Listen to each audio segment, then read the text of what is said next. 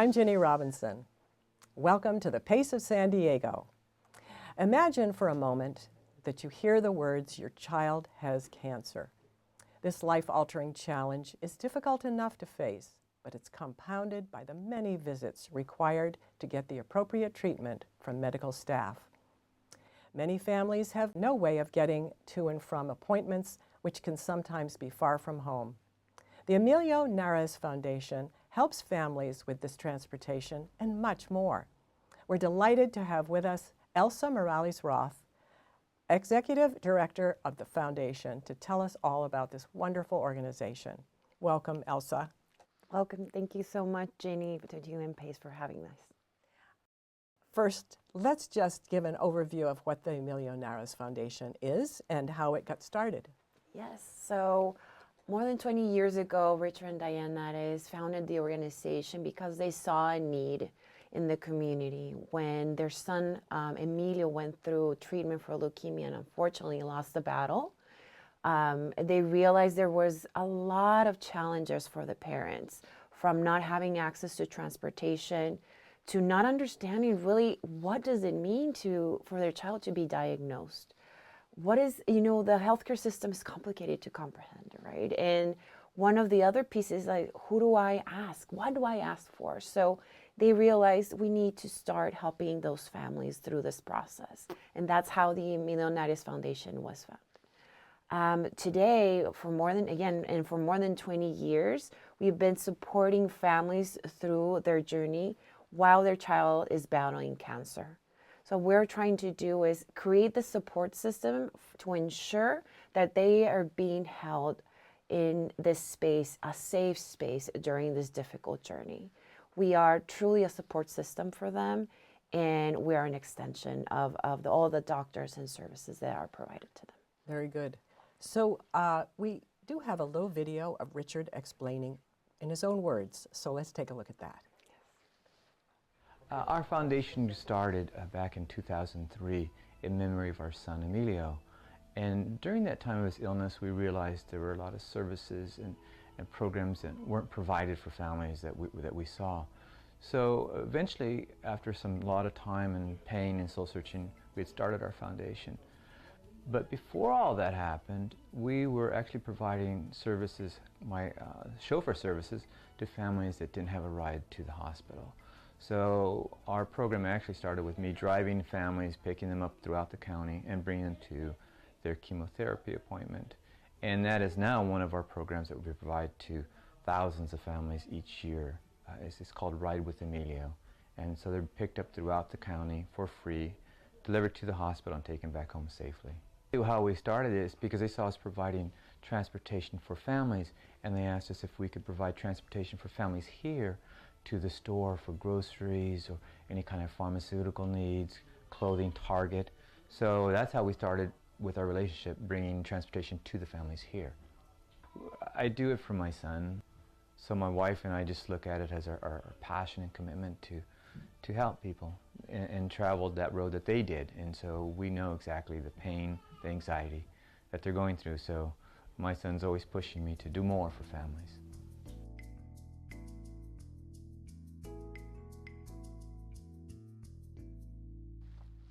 Richard was a very inspiring person. He and his wife did a lot of work that eventually worked out to be 20 years so far, which is pretty amazing. Tell us why the transportation is such a big deal. Why can't they take an Uber or a taxi or a bus to the treatments? What a lot of people don't know that in this space, when you're going through treatment, your system is immunocompromised. So that means one germ, bacteria, anything truly can impact your life. So we need to ensure that the families, but specifically our patients, are in a safe space, in a space where they have reliable transportation for all their medical treatments, but also that it's sanitary for them. If they take public transportation, remember through COVID, we understood that there was viruses and all of that. So the same space needs to be sanitary for them to be able to survive this treatment. Okay, so that's the main reason, because of that. And also, a lot of those people can't afford the transportation as well. Is that part of it? Exactly. So a lot of the people that we serve do not have the resources. Sometimes they don't have a vehicle, or sometimes they have one working vehicle and you have to go to work, you have to take them to school.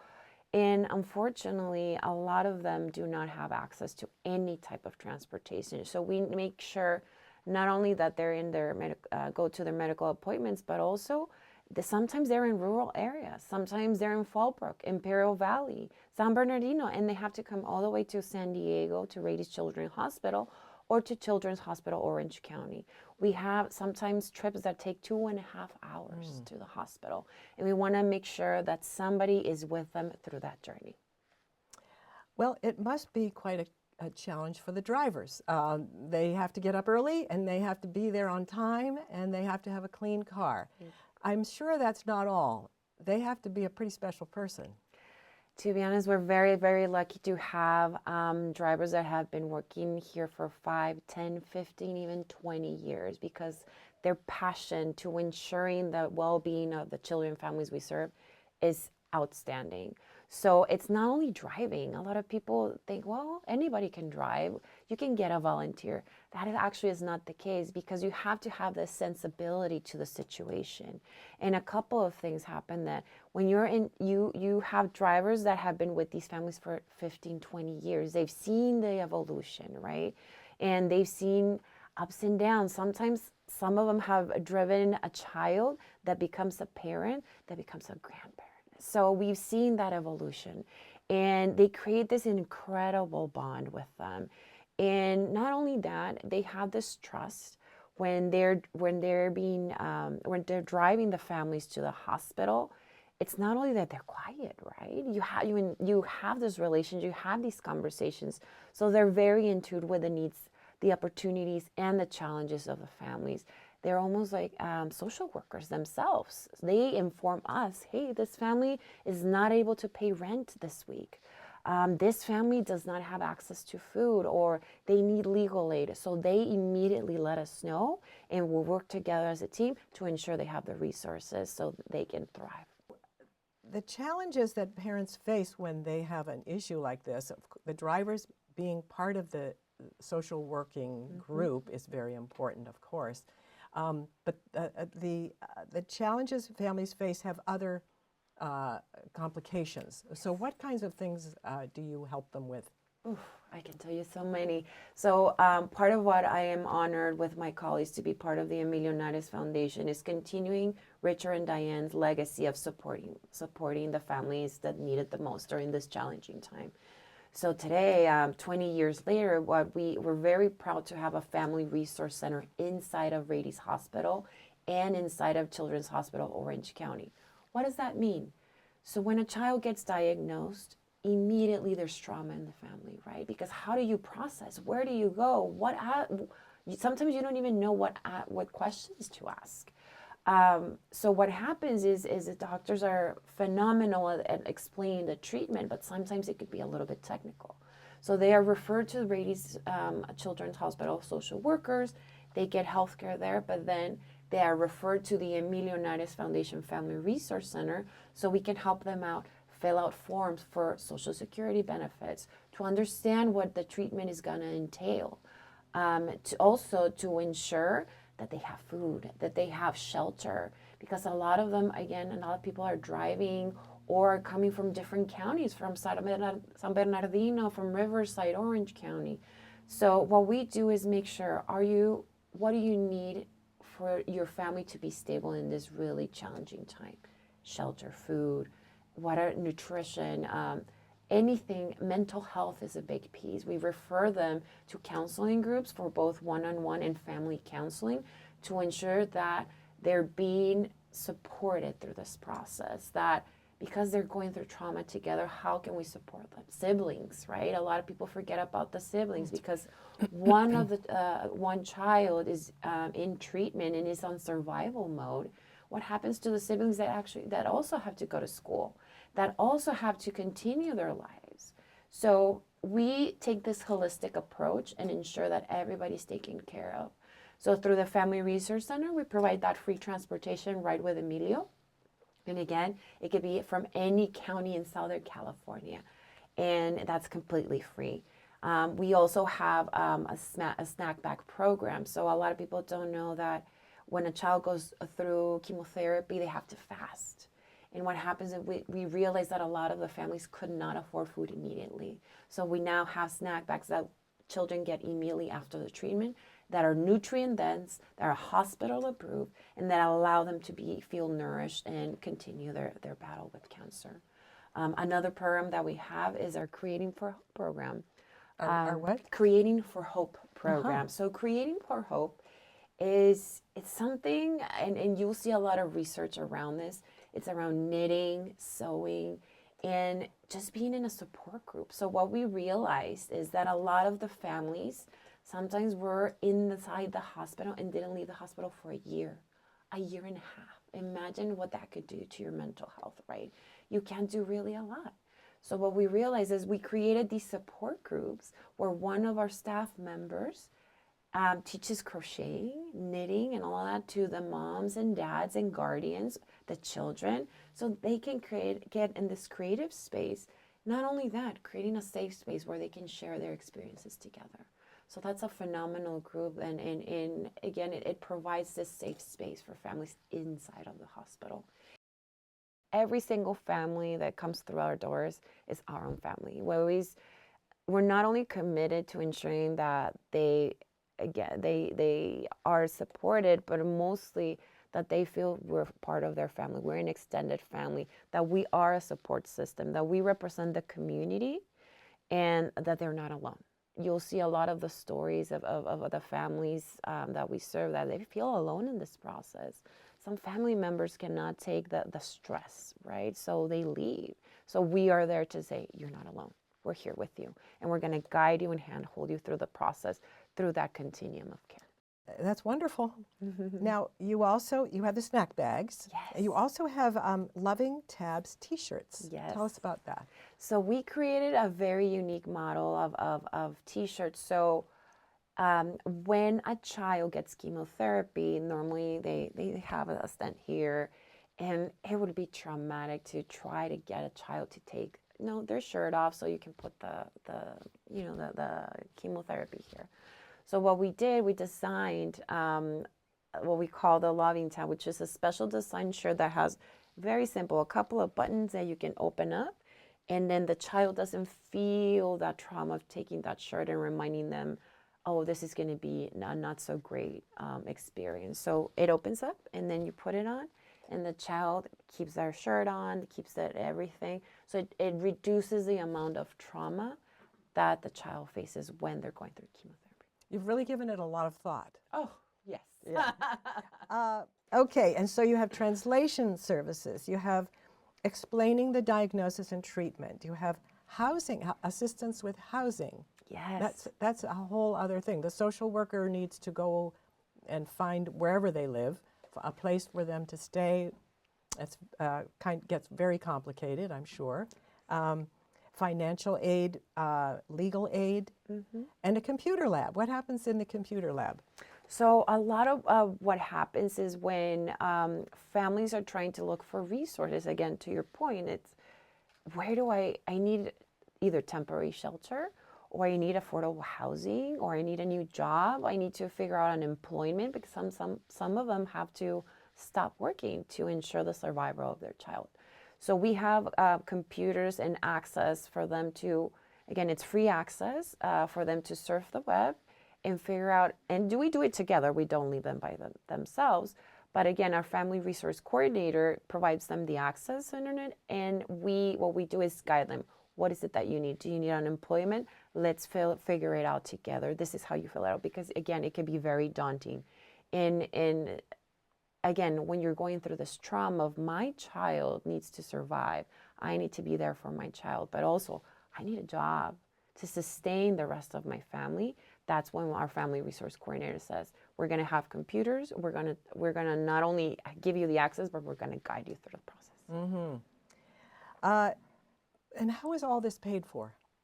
So the community, truly, we've been very, very lucky to have a couple of really great individual donors, corporations. Truly, it's the power of community.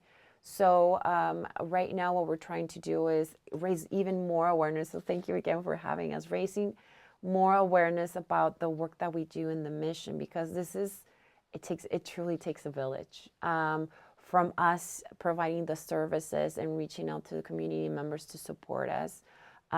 We are self-sustaining. A lot of people again ask us, like, are your drivers paid? We pay a wonderful salary because we want to make sure that our employees are also taken care of. They go way above and beyond what they're requested, right, to do. So truly, it's the community supporting us. So anything helps. One of the biggest things that we do is we have an annual fundraiser, Harvest for Hope, in September, which is a wonderful food and wine event that I encourage anybody to attend. It's not only you having fun, but also supporting, again, children having battling cancer. Sounds like fun. Yes. And you have other events. Didn't you just have an event that happened recently? So we are going to have a couple events throughout the year. Okay. So, for example, we have a partnership with the Gulls. They're doing a fundraiser. The Gulls. The Gulls, yeah, the San Diego Gulls. Thank you, San Diego Gulls, and the Beer Brewers Association Guild here in San Diego.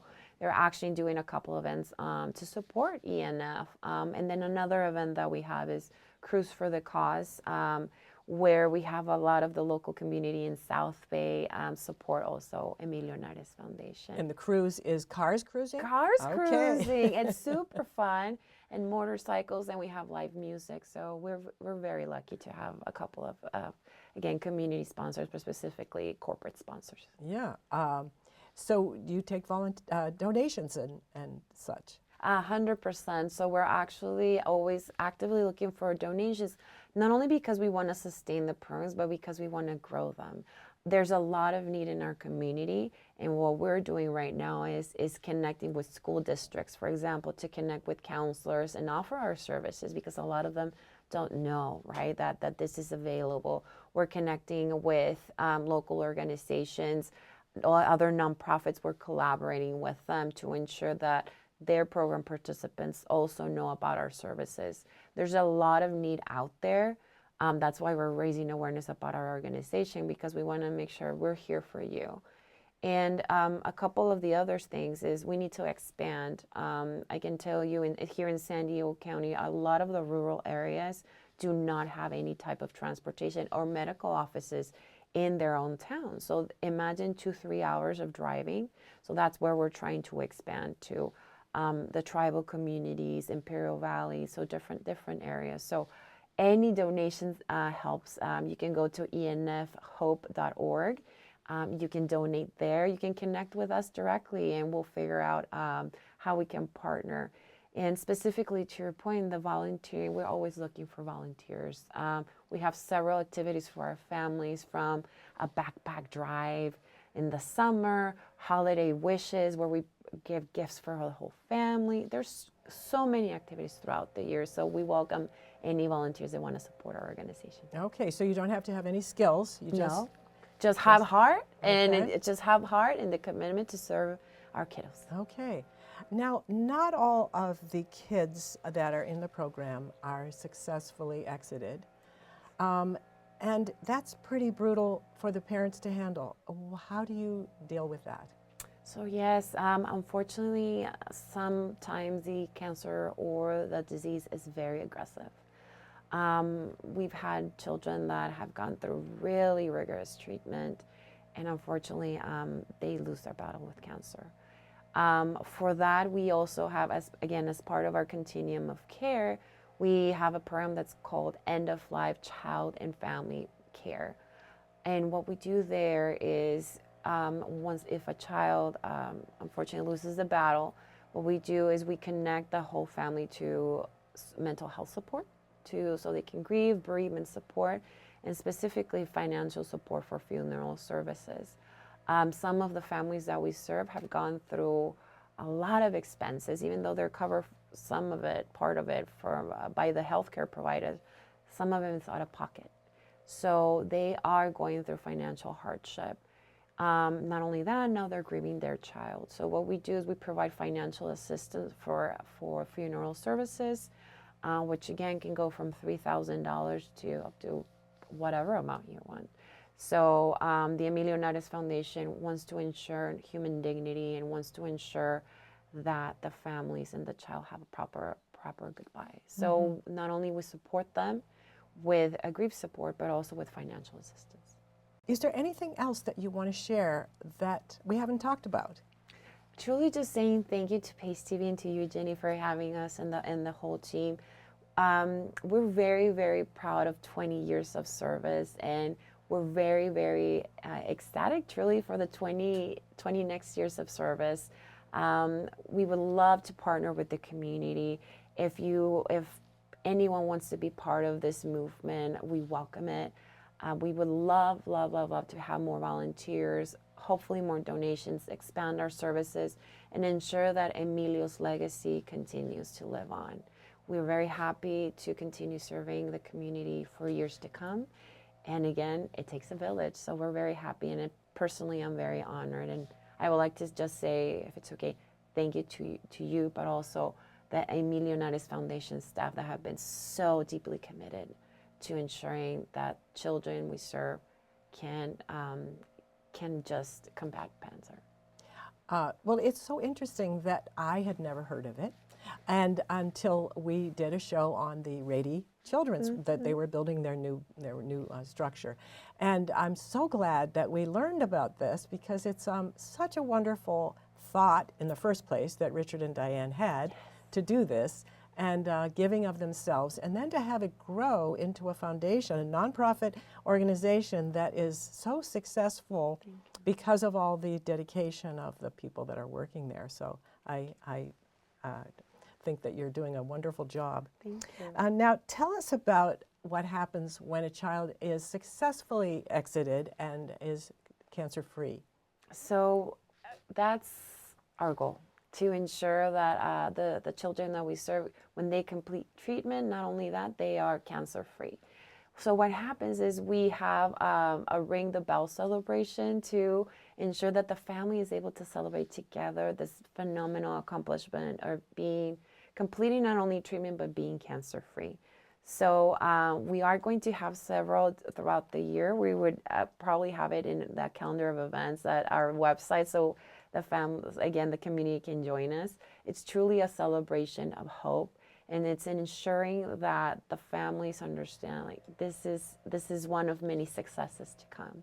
So what we do is we not only ring the bell to ensure that we're celebrating the child, but also what happens next. So that's what makes us unique. At the Emilio Nares Foundation, we want to make sure that they are supported post-treatment. So that means, I'll give you an example. One of the children that we serve, Gloria, age 9, she beat a brain tumor, brain cancer, after 80 treatments and a couple of surgeries. So when we did her celebration, we realized that she didn't know how to read or write. Oh my goodness. Oh my goodness. Why? Because she was so focused on surviving, on making it happen, on ensuring that she could continue her life. So what we did at the Emilio Nares Foundation is we're going to connect her to resources, to a tutor, so she knows how to read and write, and she thrives, because that is our main goal. That post-treatment, it's not only them surviving, but it's what happens. We want to set them up for success, right?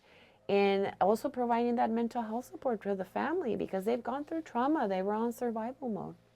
So not only that, the siblings. So one of the siblings, we're trying to get them a scholarship so they can go to college. Also provide information on the FAFSA application so they can go into higher education. So it's, again, this holistic approach of, it's not only us ensuring that they're cancer-free, but ensuring that they can thrive in the years to come. So we support them throughout years and years and years again. Well, I'm sure they appreciate it, and I know I appreciate it. And I want to thank you for your efforts that you do every day, and just for giving kids a fighting chance to succeed, and for keeping Emilio Nares's legacy alive. Thank you. So thank you so much for coming today. We've really enjoyed it. Learned a lot. Thank you so much, Jane, and thank you, Pace TV, for having us. And again, it's my honor to be able to serve the community along with my colleagues at Emilio Nares Foundation, continue Richard, Diane, and Emilio's legacy. Great. Thank you so much. Welcome everybody to the Emilio Nares Foundation office. Today is our first celebration. We're ringing the bell with beautiful Gloria. We're gonna celebrate life. We're gonna celebrate hope. We're gonna do an amazing celebration with the beautiful Gloria and her family. We're so excited to have them here and be able to just, celebrate as a family, because this is what ENF is all about. I want to thank the ENF staff, from our driver Juan Carlos, Gabby, Margarita, Luz, and all the admin team. So we're gonna do the celebration now, okay? I'm gonna read it in English, and then we're gonna read it in Spanish. So Emilio Nares Foundation, ring this bell 3 times well. It's told to clearly say, the treatment's done, this course is a run, and I am on my way. Ahora vamos a tocar la campana. 1, 2, 3.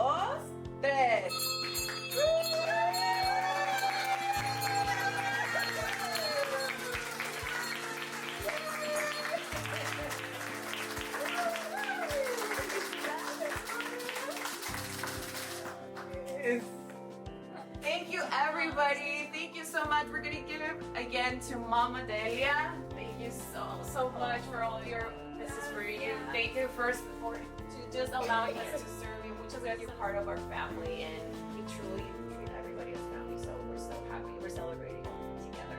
Thank you so much.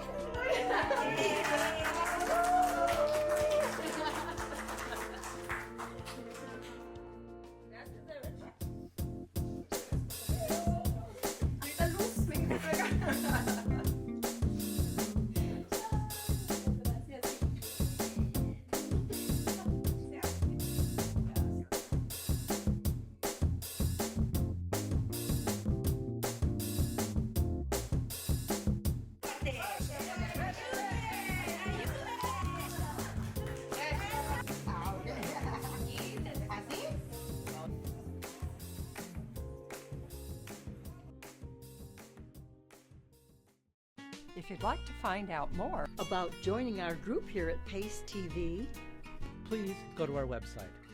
www.pace-tv.com. It's never too late to have fun. Learning a new skill. Thanks for tuning in.